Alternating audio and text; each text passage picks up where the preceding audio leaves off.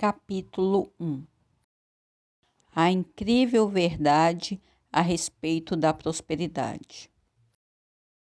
A verdade sobre a prosperidade, por mais surpreendente que pareça, é esta: o correto é que você seja próspero.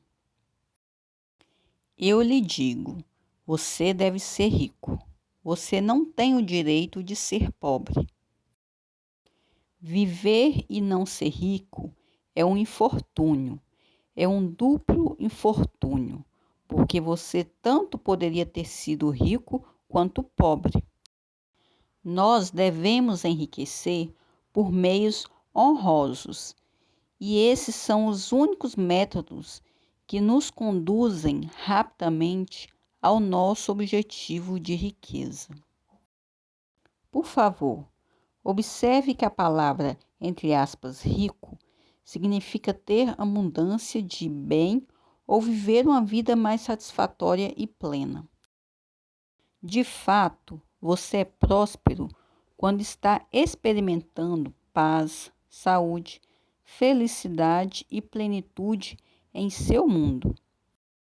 Existem métodos honrosos que podem levá-lo rapidamente a esses objetivos. E isso é mais fácil de conseguir do que você pensa. E esta é mais uma verdade chocante sobre a prosperidade. Muitas décadas atrás, um executivo previu que os líderes religiosos do futuro seriam forçados a dedicar mais atenção a ajudar seus seguidores a vencer seus problemas pessoais e econômicos do presente, e que eles se preocupariam menos com o passado já morto e com o futuro ainda não nascido. Eu concordo com esse executivo e quero fazer isso, resolver seus problemas pessoais e econômicos no presente. Caso você o faça, seu passado e seu futuro cuidarão de si mesmos. Você deve desejar a prosperidade. Talvez um dos maiores choques de minha vida tenha sido o que eu senti quando comecei a fazer palestras sobre a prosperidade. Logo percebi que muitas das pessoas que iam às palestras ainda estavam lidando com um velho dilema. O dilema é se elas deveriam prosperar. Elas queriam a prosperidade, toda pessoa normal quer, mas ficavam imaginando, em segredo, se deveriam querer ou não, especialmente em uma perspectiva espiritual. A maior parte das pessoas ligadas a atividades comerciais pareciam sentir-se culpada por querer prosperidade, embora desse duro todos os dias em seus empregos para conseguir isso. A questão permanecia em suas mentes. A pobreza era uma virtude espiritual ou um vício comum? O conflito no pensamento dessas pessoas estavam trazendo desordem também às suas profissões. Isso neutralizava seus esforços para serem bem-sucedidos, não importando quão duro trabalhassem. Logo ficou evidente que seriam necessárias algumas ideias ousadas, até mesmo impressionantes, sobre o assunto, a fim de minar certas crenças que há anos acorrentavam essas pessoas a existências medíocres.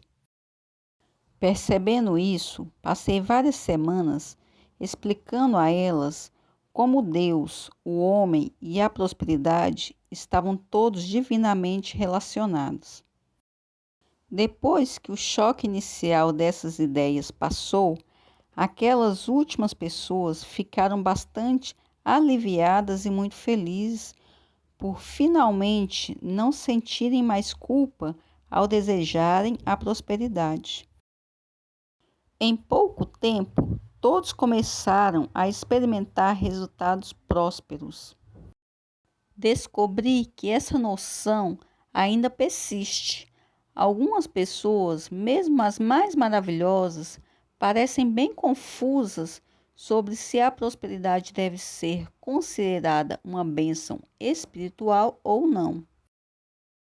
Quão aliviadas elas ficam quando descobrem que sim, que a prosperidade é uma bênção. A pobreza é um pecado. Então eu repito: ser próspero é o certo e não o contrário. Obviamente, você não pode ser muito feliz se é pobre, e você não precisa ser pobre.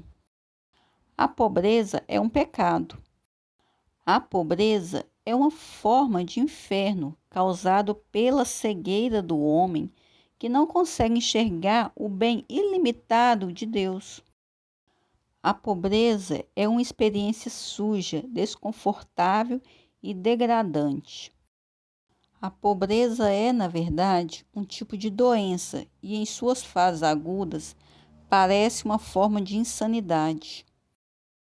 A pobreza lota as prisões com ladrões e assassinos. Ela leva homens e mulheres à bebida, à prostituição, ao vício em drogas, ao suicídio. Ela leva crianças potencialmente boas, talentosas e inteligentes à delinquência e ao crime. A pobreza leva pessoas a fazerem coisas que nunca sequer sonhariam em fazer. O comunismo, um dos movimentos mais temíveis que o mundo já experimentou, se fortalece justamente com a pobreza. Os governos que foram dominados pelo comunismo assim o fizeram, em geral por razões financeiras, acreditando que esse sistema fosse um caminho para a segurança de suas economias. Os resultados pecaminosos da pobreza não conhecem fronteiras. Essa é uma das razões pelas quais eu, como ministra, tenho me sentido guiada a fazer o que puder para ajudar as pessoas a erradicar o pecado da pobreza de suas vidas. Um médico que eu conheço disse que teria muito menos paciente caso fosse solucionados os problemas financeiros por que passam. Preocupação, tensão e esforço conduzem à má saúde. Ele disse que os hospitais psiquiátricos estão cheios de pessoas cujas mentes e corpos foram prejudicados por uma pressão financeira prolongada. Já se estimou que 90% das doenças da humanidade são causadas pela pressão, pela miséria e pela infelicidade da pobreza. Vamos parar de pensar na pobreza como uma virtude. A pobreza é um vício comum. Se você está passando necessidade ou experimentando limitações financeiras, está vivendo em um pecado. Essa é outra verdade sobre a prosperidade. Mas você não precisa continuar vivendo em pecado financeiro. Existe uma saída. A prosperidade é uma herança divina. A Bíblia está cheia de ricas promessas relacionadas à sua prosperidade potencial como filho de Deus. Você deve ser próspero e bem suprido, deve ter abundância de bem, porque essa é sua herança divina. O seu Criador quer assim. Essa é a verdade chocante a respeito da prosperidade.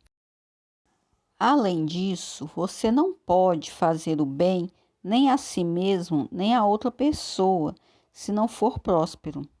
Aquele que não deseja ser próspero é anormal, já que sem prosperidade vive-se uma vida anormal. No plano físico, você não pode viver plenamente sem alimentação apropriada, sem roupas confortáveis, sem um abrigo quente e tendo uma carga excessiva de trabalho. O descanso e o divertimento também são necessários para a sua vida física. No plano mental, você não pode viver plenamente sem atividade mental criativa satisfatória, sem livros e tempo para lê-los, sem apreciar música, arte e outras manifestações culturais, sem oportunidade e recursos para viajar e se associar com pessoas que tenham os mesmos interesses que você. Para viver em plenitude no plano espiritual da vida, você precisa de tempo para uma contemplação tranquila, para meditar, para orar, para estudos espirituais, para ir a igrejas e palestras e para comungar com pessoas que estão no mesmo caminho espiritual que você. Portanto, é de suprema importância para o seu bem-estar e desenvolvimento físico, mental e espiritual que você seja próspero. Não arrume justificativas para suportar a falta do bem ou para aceitá-lo como uma coisa permanente em sua vida. Porém, também não chegue ao extremo oposto e fique falando de querer ser próspero por causa do bem que poderá fazer depois. Isso é secundário. Você quer ser próspero, principalmente porque é correto que deseje isso. A prosperidade é a sua herança divina como filho de um rei, como filho de Deus. O sucesso é divinamente determinado.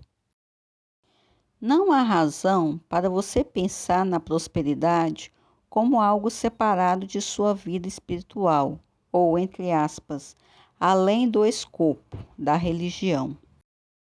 Você não precisa tentar viver em dois mundos, onde tem que cuidar de todas as coisas durante 6 dias e depois, no 7º dia, dar a Deus a chance de mostrar o que Ele pode fazer. Aceite a intervenção de Deus como um Pai amoroso, rico e compreensível em todas as suas questões e em todos os dias da semana. Peça a orientação e a instrução divina para todos os seus assuntos, financeiros ou não, e você com certeza se surpreenderá com quão melhor cada área de sua vida se tornará, porque tudo é vosso. Essa é a promessa divina. Coríntios 3:21. Um analista certa vez me disse que tinha descoberto que a causa mais comum de fracasso são as ideias conflitantes sobre se o sucesso é condenado ou valorizado por Deus. Ele disse que muitas pessoas lhe asseguraram que o fracasso merecia mais aprovação espiritual do que o sucesso, citando as palavras de Jesus: não podeis servir a Deus ou a Mamon. Mateus 6:24. Essas pessoas não tinham obtido sucesso e o médico teve de passar mais de 1 hora explicando a elas que ser bem-sucedido não é servir a Mamon e que elas deveriam parar de usar Deus como uma desculpa para os seus próprios fracassos. O dicionário descreve Mamon como, entre aspas, riquezas consideradas como objeto de adoração ou um falso Deus, fecha aspas. As pessoas que servem Mamon excluem Deus de suas questões financeiras e tentam cuidar disso por si mesmas. Quando você percebe que Deus quer que você seja próspero, é que Ele, como o Criador deste rico universo, é de fato a fonte de sua prosperidade. Então, você não está adorando Mamon. Você não está transformando a prosperidade em um falso Deus, mas reclamando a sua herança próspera da fonte de todas as suas bênçãos.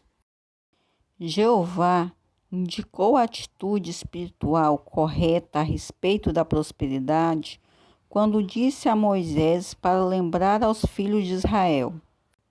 2 pontos. Antes te lembrarás do Senhor teu Deus, que Ele é o que te dará força para adquirir riquezas. Deuteronômio 8:18. A palavra riqueza significa viver bem, e é isso que o pensador próspero deve trabalhar para conseguir. É isso que ele deve esperar para o seu direito espiritual.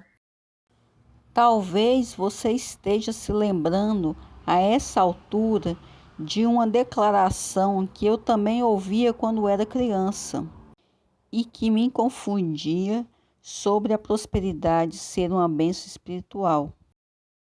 As pessoas costumavam dizer: eu sou pobre, mas sou um bom cristão. Mesmo que eu venha de uma família que tem gerado ministros, eu sempre estremeci ao ouvir isso. Minha reação imediata era, entre aspas, por que os cristãos ou por que outro grupo tem que ser pobre? Deus não é pobre e Ele é um Pai amoroso, fecha aspas. Aquela afirmação também me fazia pensar que os ricos estavam fadados ao inferno. De algum modo, eu não conseguia entender por que as pessoas ricas tinham de ir para o inferno apenas porque eram prósperas. Parecia muito inconsistente para mim. A Bíblia é um livro sobre a prosperidade. Quando eu entrei para o ministério, decidi resolver esse conflito internamente, estudando a perspectiva bíblica sobre a questão, entre aspas, prosperidade versus pobreza, fecha aspas.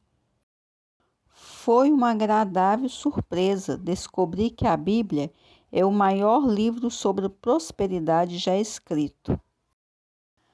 A Bíblia mostra de forma bastante clara que você não agrada a Deus estabelecendo a carência ou a limitação em sua vida, assim como não agrada a si mesmo. O primeiro capítulo descreve o rico universo criado para o homem, e o último livro da Bíblia descreve o céu em ricos termos.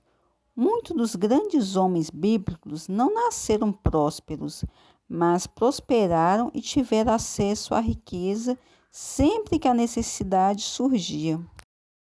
Entre esses homens estavam Abraão, Jacó, José, Moisés, Davi, Salomão, Isaías, Jeremias, Neemias, Elias e Eliseu, do Antigo Testamento, e Jesus e Paulo, do Novo Testamento.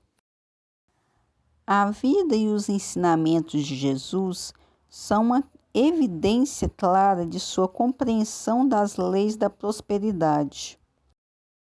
Quando bebê, Jesus recebeu ricos presentes dados pelos reis magos.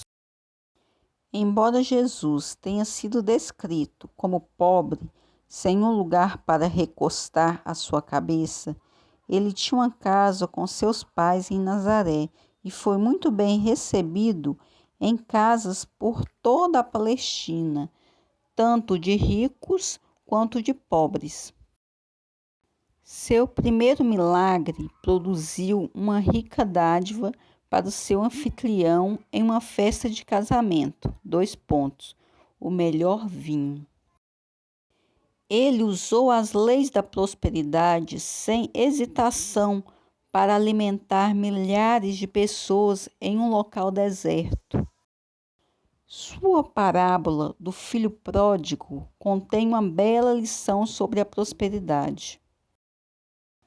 Quando Jesus declarou, 2 pontos, bem-aventurados os pobres de espírito, porque deles é o reino dos céus, Mateus 5:3, não estava se referindo aos que vivem na pobreza. A expressão, entre aspas, pobres de espírito, fecha aspas, significa que são humildes e receptivos e não orgulhosos e presunçosos. Quando um homem rico veio a Jesus perguntar sobre a vida eterna, lemos, e Jesus, olhando para ele, o amou. Marcos 10, 21. Jesus lhe disse que, para herdar a vida eterna, ele tinha de vender tudo o que tinha, pois ele viu que o homem estava sendo possuído por seus bens em vez de controlá-los. Mais tarde, Jesus comentou com compaixão. Filhos, quão difícil é para os que confiam nas riquezas entrar no reino de Deus. Marcos 10, 24. Seu interesse e contato com o mundo financeiro inclui chamar um coletor de impostos para ser seu primeiro apóstolo, indicando um tesoureiro entre eles para lidar com as finanças e com os impostos devidos ao governo romano. Mesmo o seu hobby sem costuras foi considerado valioso pelos soldados romanos, pois eles tiraram a sorte por ele ao pé da cruz. Foi um homem rico, José de Arimateia, quem implorou a Pilatos pelo corpo de Jesus e que o sepultou em sua própria tumba. Mesmo depois da ressurreição, Jesus mostrou interesse na prosperidade de seus seguidores, instruindo os pescadores sobre onde deveriam pescar para ter sucesso, depois que não tinham conseguido nada. Porque a pobreza não é espiritual. Você pode estar imaginando por que se fala tanto em sacrifício, perseguição e tempos difíceis como aspectos necessários da vida espiritual.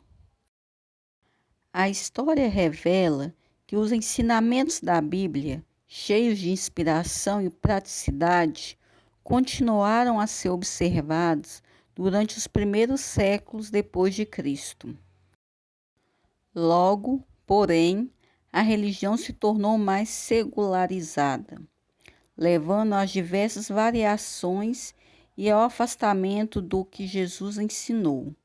Mais tarde, o sistema feudal da Idade Média assegurou a riqueza somente a poucos privilegiados. Durante esse período, os preceitos de, entre aspas, pobreza e penitência, fecha aspas, foram oferecidos às massas como um único meio de salvação, transformando a carência e a privação em supostas virtudes cristãs. Milhões de pessoas ingênuas foram levadas a crer que eram santo ser pobre, uma crença útil para prevenir a revolução entre as massas. Algumas dessas ideias feudais sobre a pobreza como uma virtude espiritual têm persistido até os dias de hoje. Contudo, elas são falsas, concebidas pelo homem, não refletindo a rica verdade de Deus para mim e para você. Portanto, não peça mais desculpas a você mesmo ou aos outros por querer ser próspero. Esse é um desejo divino, ao qual, portanto, deve ser dada uma expressão divina. O desejo do Pai para você é o bem ilimitado e não uma mera existência medíocre. Atitudes corretas podem pagar as suas contas. Agora, a fim de ajudá-lo a estabelecer a importantíssima atitude próspera, admitindo que Deus é a fonte de toda a provisão do homem, como Criador deste rico universo, é que o desejo de Deus para você é, portanto, a riqueza do universo. Sugiro que você parafraseie as palavras que Jeová disse a Moisés. Antes te lembrarás do Senhor teu Deus, que Ele é o que te dá força para adquirires riqueza. Deuteronômio 8:18. Talvez você esteja pensando, sim, mas esse tipo de pensamento é prático? Tais atitudes podem ajudar a calçar as crianças, a trazer comida para a mesa e a pagar aluguel? Sim, podem. Certa vez conversei com uma jovem que parecia ter tudo contra ela. Quando foi atingida por uma paralisia, acabou sendo abandonada pelo marido, que bebia, jogava e não trabalhava, deixando-a com várias crianças para cuidar, criar e educar. Embora ela tivesse um teto sobre sua cabeça, este estava hipotecado. Embora o marido dela tivesse sido intimado pelo tribunal a pagar pensão, um pequeno valor mensal para o sustento das crianças, isso era insuficiente para as suas necessidades. Entretanto, cada vez que eu visitava essa moça, que ficou acamada durante muitos meses e depois confinada a uma cadeira de rodas, ela sempre contava alegremente como novos canais de provisão tinham se aberto para ela. Em uma visita, ela disse que havia recebido comida enlatada suficiente para vários meses e que tinha aparecido o dinheiro necessário para as roupas das crianças, vindo de alguns parentes distantes de outros estados. Disse também que suas despesas médicas foram pagas por um amigo que estava no exterior e que, de fato, cada uma de suas necessidades financeiras estava sendo provida. Ela havia ganhado tinta para a parte externa da casa que um vizinho estava atarefado pintando. Quando eu perguntei qual era o segredo de prosperidade dela e como ela tinha conseguido pagar todas as contas no prazo, ainda que estivesse numa cadeira de rodas, sem nenhuma fonte de renda estável ou generosa, ela disse que uma oração tinha sido a sua grande fonte de força e provisão. Sempre que aparecia uma necessidade financeira, ela meditava calmamente sobre a promessa do Salmo 46. Aquietai-vos e sabeis que eu sou Deus. Salmo 46:10. Um dia, o pagamento da hipoteca estava atrasado. Era uma dívida de $40. A mulher não tinha sequer um centavo desse valor. Então começou a pensar em silêncio nessas palavras. Aquiete-se e saiba que eu sou Deus. Aquieta-te e saiba que eu sou Deus, atuando nesta situação agora. Por volta do meio-dia, veio a ela uma sensação de paz sobre a questão e então encerrou a sua meditação. Cerca de 1 hora depois, um parente estava lhe servindo o almoço quando o vizinho entrou e colocou o dinheiro em sua mão. Ele disse: nossa escola dominical estava pensando em você. Havia algum dinheiro extra na tesouraria e nós resolvemos que queríamos dividi-lo com você. O valor que ele lhe deu, $40.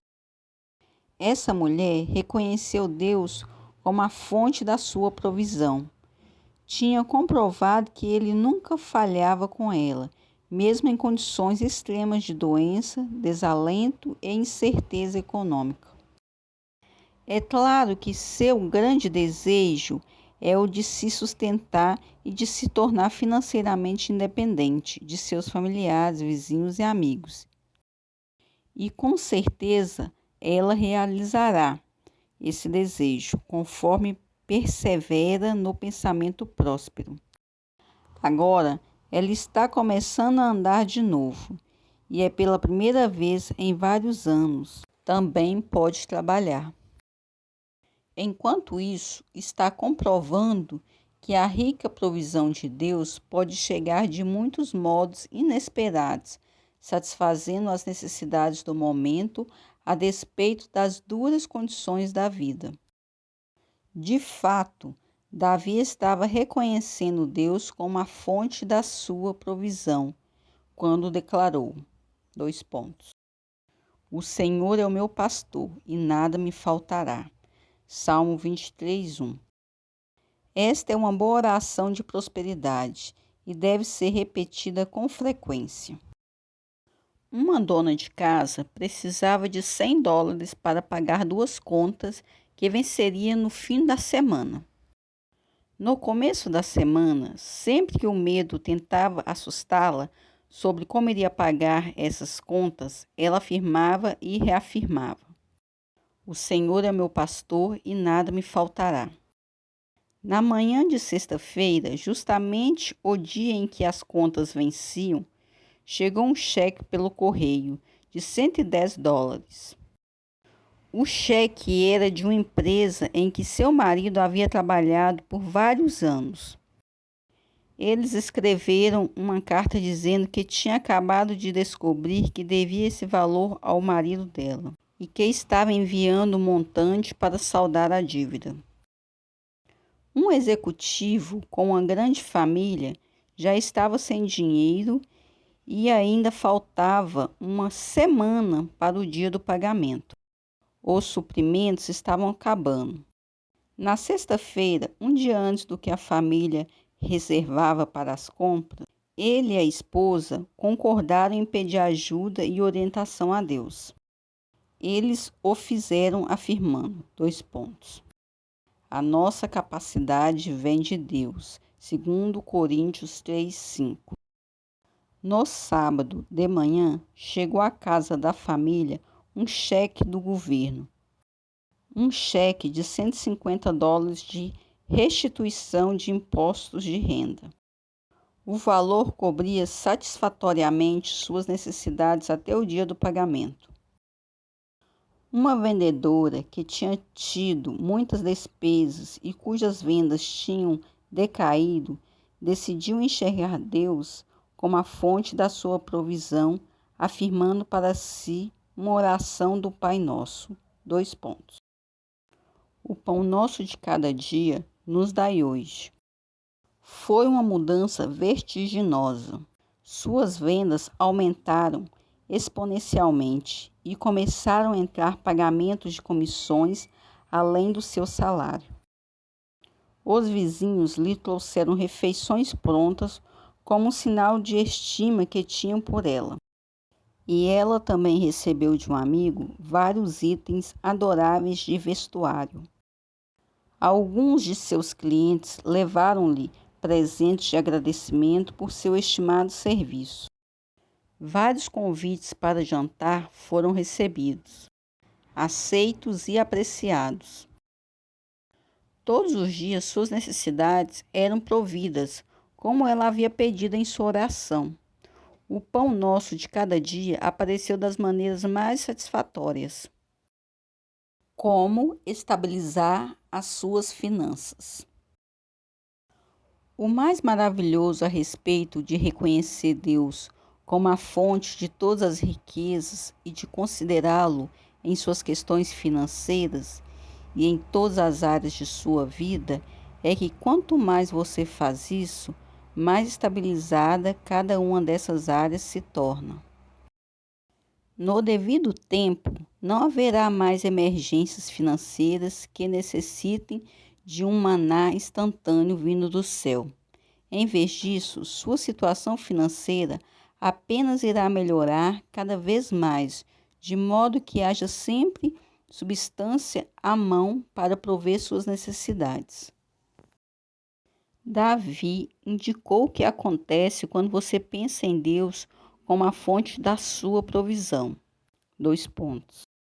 Antes, tem o seu prazer na lei do Senhor, e na sua lei medita de dia e de noite. Pois será como a árvore plantada junto a ribeiros de águas, a qual dá o seu fruto no seu tempo. As suas folhas não cairão, e tudo quanto fizer prosperará. Mas é bom saber que, até que você desenvolva uma compreensão apropriada de como fazer florescer a substância do universo em um fluxo rico e contínuo de provisão, as necessidades financeiras emergenciais podem ser supridas buscando a fonte de todas as riquezas. O rico Pai Celestial. A conexão entre o pensamento e a provisão. Talvez você esteja pensando agora: se a minha prosperidade vem de Deus, se Ele é a fonte da minha provisão, então por que todos falam sobre pensamentos prósperos? O que o pensamento próspero tem a ver com a minha provisão?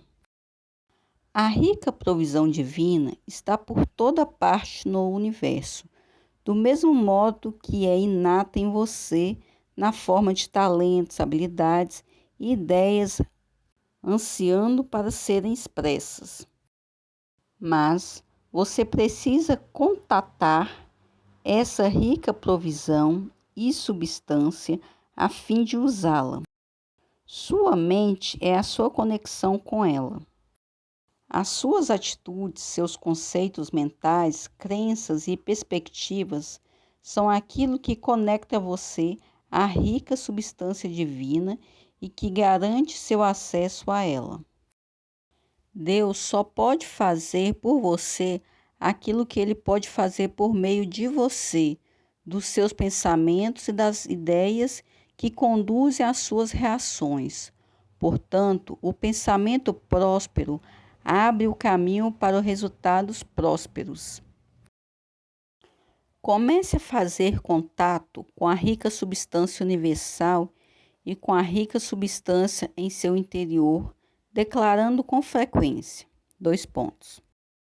Eu aciono as bênçãos divinas no meu interior e à minha volta, e eu sou abençoado de todas as maneiras com felicidade, sucesso e realização verdadeiros. Apenas ao declarar essa ideia, você já estará começando a agitar as riquezas do universo, atraindo-as para você e expressando-as através de você. O sucesso adora a atitude próspera.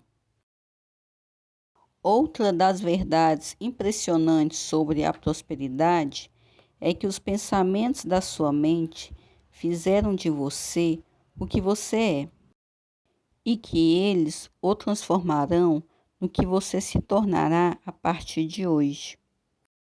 Quanto mais você perceber isso, mais saberá que as pessoas, lugares, condições e eventos não podem afastá-lo da sua prosperidade. Não se empregar intencionalmente o pensamento próspero como um aliado para o seu sucesso.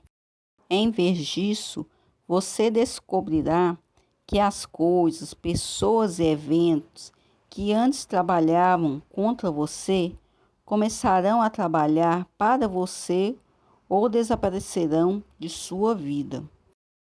E novas pessoas e eventos aparecerão para ajudá-lo a ter sucesso.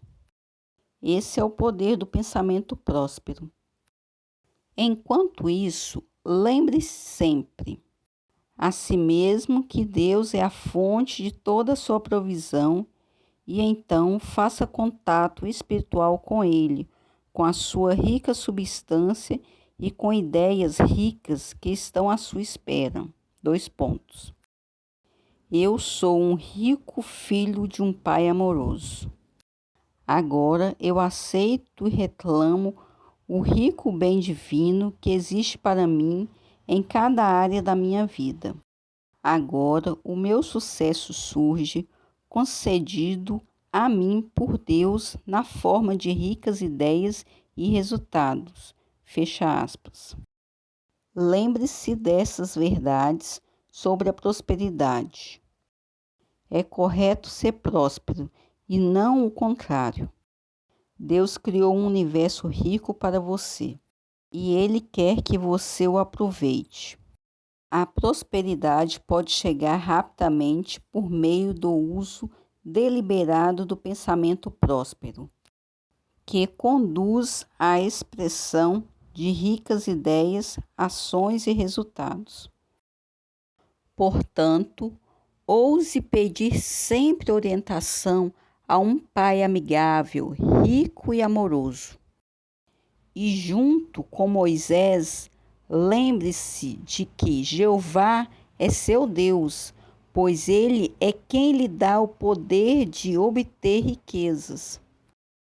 Agora, lance-se feliz e esperançoso às leis dinâmicas da prosperidade, leis espirituais e mentais que podem e irão transformar a sua vida. Salomão percebeu a necessidade de explorá-las quando explicou, pobreza e afronta virão ao que rejeita a instrução. Você pode, a partir desta página, se libertar da limitação, da necessidade e do fracasso. Quando aceitar e usar as ideias simples, mas poderosas dadas neste capítulo e nas páginas seguintes, você encontrará uma experiência agradável que produz resultados satisfatórios. Este é o poder do pensamento próspero, e essa é a bela e chocante verdade sobre isso.